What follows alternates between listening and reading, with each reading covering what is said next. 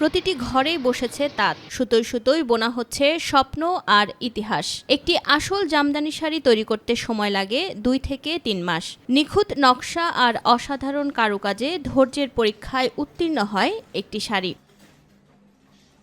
কিন্তু সেই পরিশ্রমের মূল্য কি মিলছে? তাঁতিরা জানান, একটি শাড়ি তৈরি করে মজুরি পান 70 থেকে 80 হাজার টাকা, কখনো তারও কম। অন্যদিকে মাত্র একদিনে মেশিনে তৈরি নকল জামদানি বাজারে বিক্রি হচ্ছে 1000 থেকে 1200 টাকায়। নকলের সয়লাবে দিন দিন কমছে আসলের কদর। ক্ষতিগ্রস্ত হচ্ছে নোয়াপাড়ার ঐতিহ্য আর তাঁতিদের জীবিকা।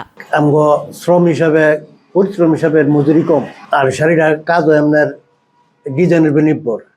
কম ডিজাইন হলে শাড়ি সময় লাগবে কম, ডিজাইন বেশি হইলে সময় লাগবে বেশি। জামদানি নাম দিয়ে পরে এটা মার্কেটে বিক্রি করে আমগো জামদানি, যাতে অরিজিনালটা নষ্ট হয়ে যায়।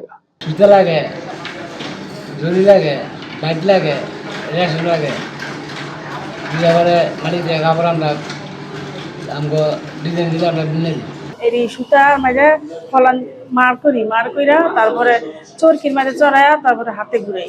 রমজানের ঈদকে কেন্দ্র করে জামদানির চাহিদা বাড়ে, তাই নকল থেকে ক্রেতাদের সচেতন থাকার আহ্বান জানিয়েছেন প্রশাসক। জানান, মোবাইল কোর্টের মাধ্যমে অভিযান চালানো হবে। ক্রেতাদের প্রতি আমাদের আহ্বান থাকবে যে আপনারা এখানে মেশিনে প্রস্তুতকৃত যে নকল জামদানি আছে এবং যেটি আসলে শিল্পীর তৈরি শিল্প আসল জামদানি, সেটির পার্থক্যটা একটু যাচাই করে আপনারা কিনবেন। এবং একই সাথে আমরা প্রশাসনিকভাবে এই যে জামদানি দোকানগুলো আছে, যে প্রতিষ্ঠানগুলো আছে, আমরা একটি মোবাইল কোর্ট পরিচালনা করব। আমরা দেখব যে তারা আসল জামদানির নামে মেশিনে প্রস্তুতকৃত নকল জামদানি দিয়ে গ্রাহকদেরকে প্রতারিত করছেন কিনা।